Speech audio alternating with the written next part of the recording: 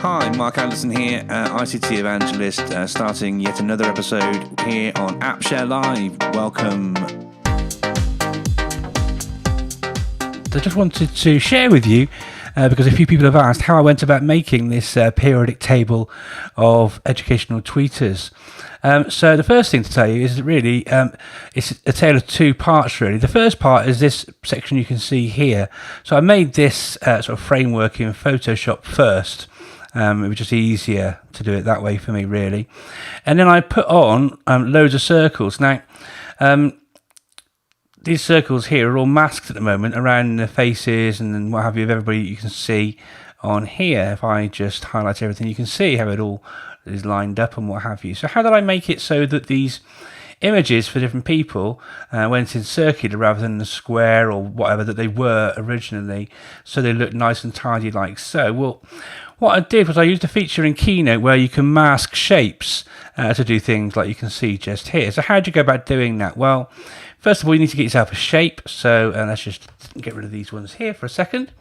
Go to the shape section at the top here, choose the shape that you want. So I'm just going to choose this rounded shape here now, and I'm going to try and keep it square, and I can do that by pressing the shift key while I increase the size. Otherwise it goes all like this and what have you. Press shift and it will maintain its original proportions. Then what I do, because this is a shape that I can edit, see the little green bit here, I can actually increase and decrease the radius just using that handle there.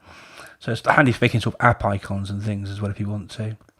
Or you can go to a full circle, whatever you want.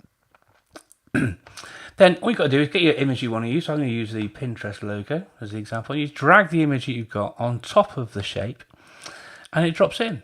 And invariably it'll be too big, so you need to do a bit of shifting around. I align it.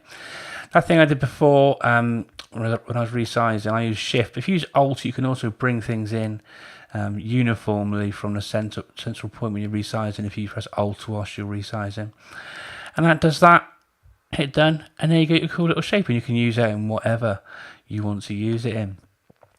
So what did I do? Well, I had this, I made one small shape, I then duplicated it.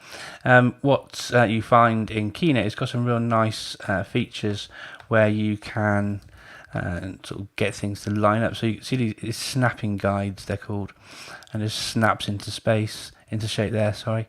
So if I just duplicate that again, you'll now see not only will it line up like this, but it will also snap the distance, so they're equidistant as well. And if you grab the lot as well, you can then do other things like group them, so they become one big item. So we can do that over here on arrange and group it, and that will then help you to line it up in the center of your actual slide as well. Handy little tips. Anyway, I thought you might find that useful, so I recorded it for you now. Thanks for listening. Cheers. Bye.